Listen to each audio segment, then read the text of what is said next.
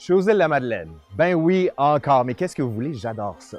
Mais là, j'ai envie de vous faire découvrir un petit coin des îles, la Grave, mais aussi l'hôtel La Grave. On va en faire l'histoire et rappeler pourquoi ce site-là a été classé historique par le gouvernement du Québec en 1983. Bon, allez, on y va, on va faire l'histoire de tout ça.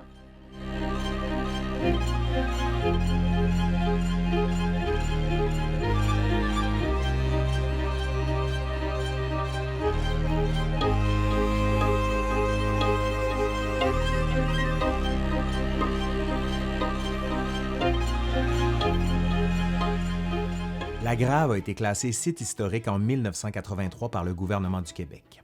Et on peut comprendre pourquoi. C'est un endroit qui est chargé d'histoire, mais surtout qui est très important pour les îles de la Madeleine et aussi pour tout le golfe du Saint-Laurent. Puis Jean-Marc avait demandé de faire reconnaître le Café de la Grave comme bâtiment patrimonial au ministère de la Culture. Ils lui ont répondu, mais le bâtiment tout seul, c'est un peu compliqué. Vous seriez mieux de faire une demande pour faire reconnaître la Grave comme site patrimonial. Et ça a été très rapide. Aujourd'hui, c'est un peu surprenant, là. Mais à l'intérieur de 2 ans, ils ont eu la reconnaissance de site patrimonial. Ce qui a aidé probablement, c'est que le ministre des Affaires culturelles à l'époque, c'était Clément Richard, un Acadien qui aimait bien les îles, puis c'était Denise Leblanc qui était députée des îles, qui s'entendait bien. Fait que je pense que ça a beaucoup aidé à ce que ce dossier-là se règle aussi rapidement. Il faut connaître que ça a été le berceau des îles ici sur la Grave. Il faut reconnaître l'impact que ça a eu, même sur le reste des îles de la Madeleine. Ça a été vraiment le berceau des îles. Jusque dans les années 60, on peut dire que ce lieu-là était la porte d'entrée maritime et commerciale des îles de la Madeleine. Donc, c'était au cœur de tout un système économique, social et culturel. Il s'agit aussi du premier lieu de peuplement des îles. Et on peut aussi rajouter que c'est un havre naturel qui est protégé par les vents dominants. Et puis, on se promenait dans le gros gravier. On appelle ça du gravail ici, hein? Gravail. Et je dois vous dire, en passant, que la Grave, c'est son vrai mot. C'est pas la grève, là, c'est la Grave. On dit la Grave, mais pourquoi on dit ça, hein? Pourquoi on dit la Grave? Ben, on dit la Grave parce que la Grave, c'est une plage de gravier qui ont été apportés par la mer. Et c'est là-dessus qu'on faisait sécher le hareng et la morue.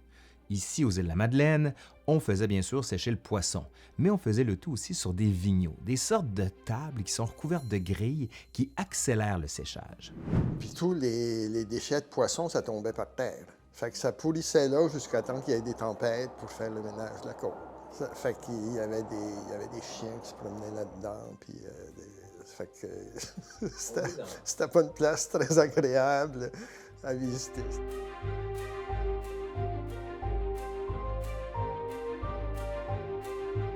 Ici, là, c'est un lieu idéal. On est protégé des vents parce qu'ils vendent pas mal aux îles de la Madeleine. Et surtout, on n'est pas loin de là où se trouve le poisson. Sur la pointe Shea, tout en haut, on voyait des nombreux bateaux qui arrivaient là jusque dans les années 1950. À la fin du 19e siècle, un homme, Henry Shea, qui est marchand, va s'installer avec ses 4 filles et va ouvrir le premier hôtel des îles qui est ouvert toute l'année. Henry Shea, qui est irlandais, va marier Bridget McCollum à Havre-Aubert en 1844. Ils vont ensuite ouvrir leur fameux hôtel et ils vont avoir 4 filles. Mais malheureusement pour eux, toutes vont rester célibataires. Ils n'auront pas de descendants aux îles de la Madeleine. La Grave, c'est un lieu historique très important. Tout ce qui touchait à la pêche y était réalisé. On attrapait le poisson, on le débarquait, on le séchait, on le salait, etc. Bref, toutes les activités économiques y étaient rassemblées. C'est un centre névralgique très important pour les Madelinots du printemps à l'automne. Après, donc, durant l'hiver, disons que c'était plus calme. À partir du milieu du 19e siècle, toute l'activité commerciale va tourner autour de la pêche. Donc, les gens qui vont s'établir ici vont construire des maisons pour s'adapter, notamment ce qu'on va appeler des salines, comme la maison que vous avez derrière moi. Pourquoi on appelle ça des salines? Parce que c'est là qu'on sale le poisson. On le fait au rez-de-chaussée, tandis que la famille, elle, va vivre au premier étage. Les pêcheurs habitaient pendant la semaine dans ces petits magasins-là. Il y avait une équipe, il pouvait être 4 pêcheurs avec une cuisinière. Ils passaient la semaine là, puis ils retournaient, qui venaient plus du bassin, puis des parties plus éloignées de la Grave, là. Parce que les pêcheurs, là, ils se levaient à 3 heures du matin, rendus quand ils venaient porter leur poisson, puis ensuite ils allaient se reposer, se coucher. Mais par contre, on était souvent invités par les cuisinières, des pêcheurs qui faisaient des biscuits, des galettes, des gâteaux, puis ils nous invitaient à venir en déguster. Eh bien, avant de partir, ils étendaient tous leurs filets sur le cap ici. C'était plein de filets à sécher. C'était de toute beauté.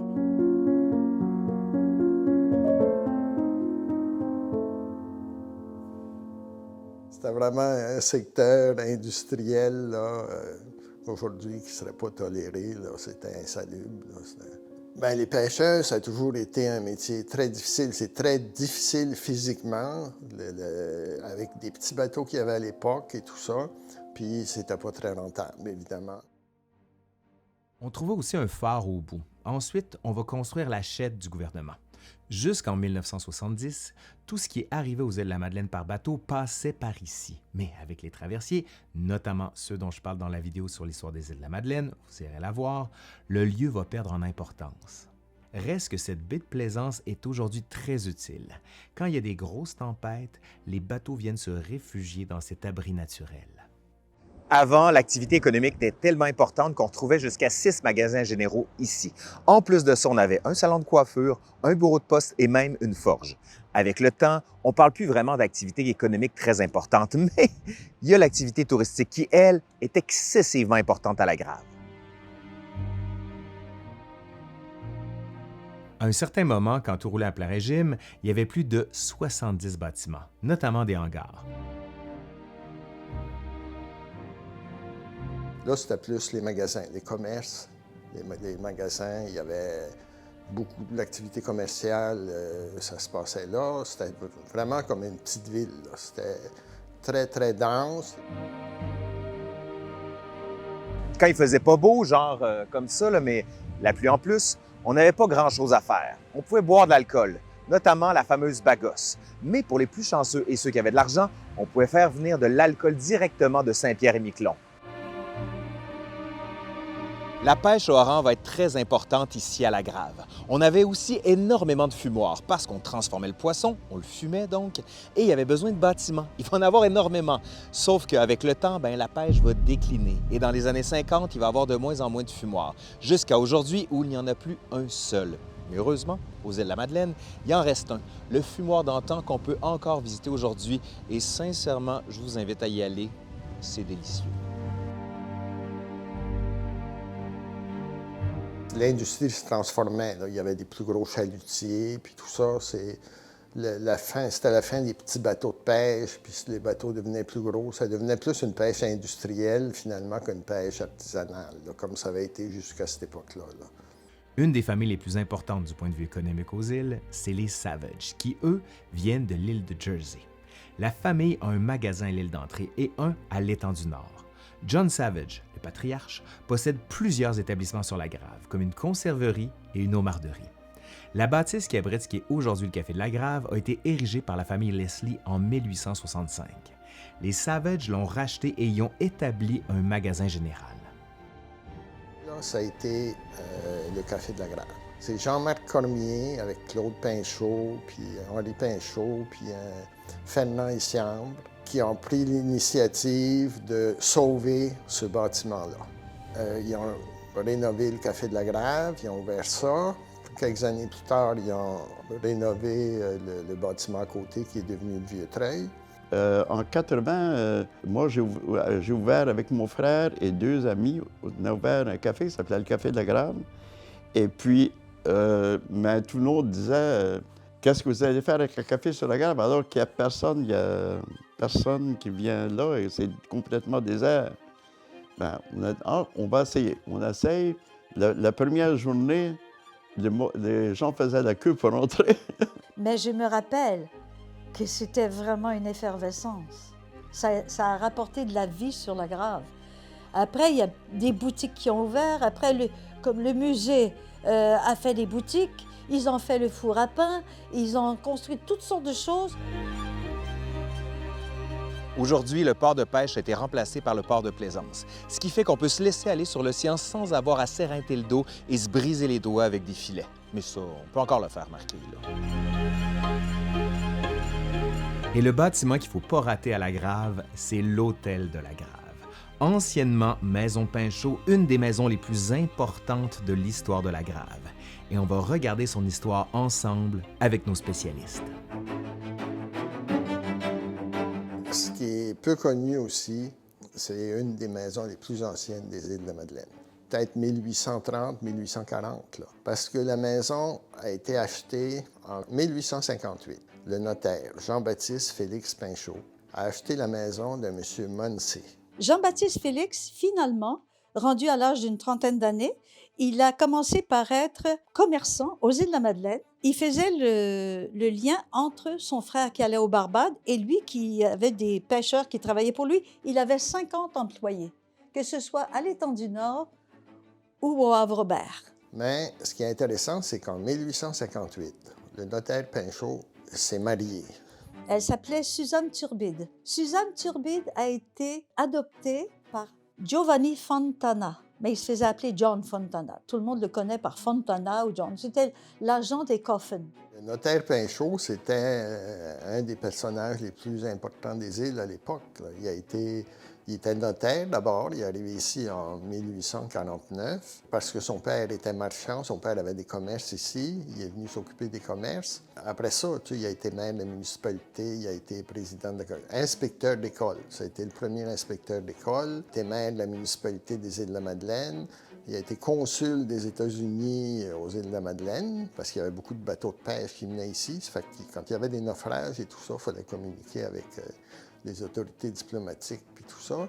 La maison a 3 étages aujourd'hui, mais au début, la maison était différente. On voit sur la photo ici, là, la maison avait 2 étages.